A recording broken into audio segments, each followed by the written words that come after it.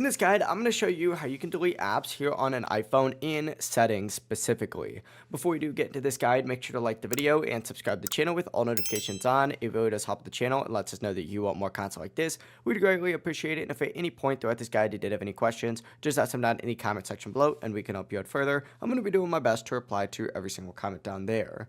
Go ahead and open up your settings first, and what you're going to want to do is scroll down right below VPN to the General tab and open up General. In this section, you're going to see a tab for iPhone storage. Go ahead and select that to open up your iPhone storage, and from here, what you could do is go ahead and find whatever app you'd like to go ahead and delete by selecting Show All, and you'll see all of your apps, seeing which one takes up the most amount of storage for you, or you could specifically search for an app on here as well. But let's just say I want to delete TikTok for the sake of this video. I would open up TikTok, and then I'd see a delete app option on here. You'd essentially select delete app and then confirm it just by hitting delete one more time, and this would actually free up 4.79 gigabytes here on my iPhone. It really is as simple as that. It's just a quick and easy way to delete your apps through your settings. If you did have any questions, just ask them down in the comment section below and we can help you out further. I'm going to be doing my best to reply to every single comment down there. Before you do leave this guide though, make sure to like the video and subscribe to the channel with all notifications on. It really does help us out and lets us know that you want more content like this. We'd greatly appreciate it. Have a great rest of your day though.